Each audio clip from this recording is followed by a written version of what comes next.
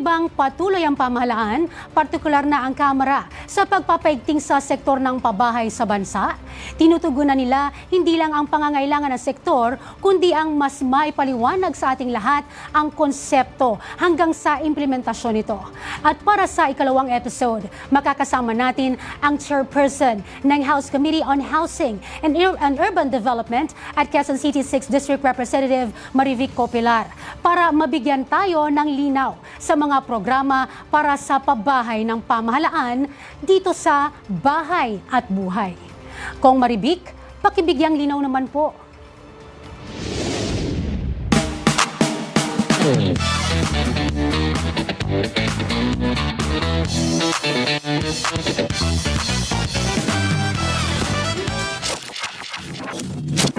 Alam niyo ba na nasa ilalim ng konstitusyon ang pabahay?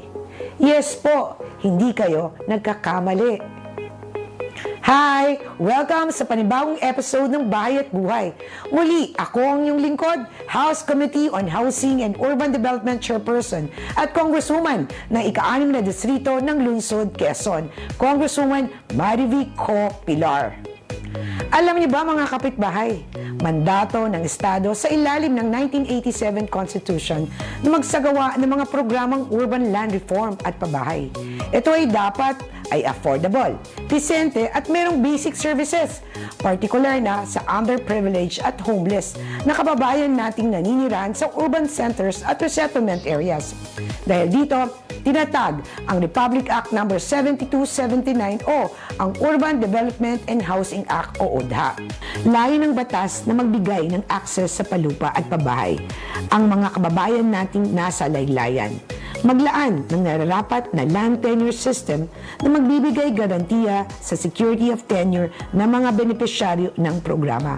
Habang isinasaalang-alang ang karapatan ng small property owners at just compensation para sa kanila.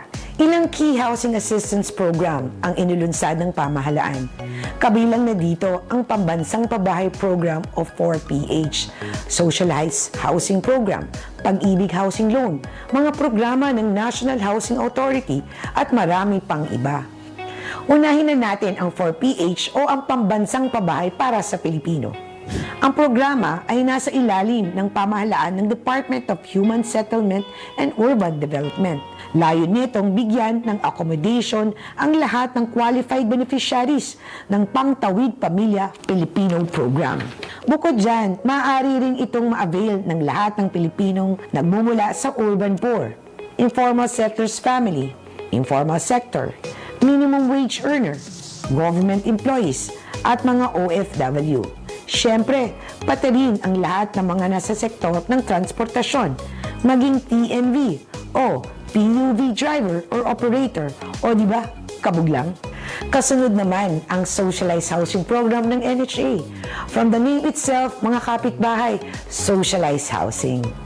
Ito yung mga pabahay na pinatutupad ng National Housing Authority. Sa ilalim ng programa, lahat ng eligible beneficiaries ay may access sa subsidized housing unit sa mas murang halaga. Nag-o-offer din sila ng flexible payment scheme at financial options para sa lahat ng kwalipikadong individual at pamilya.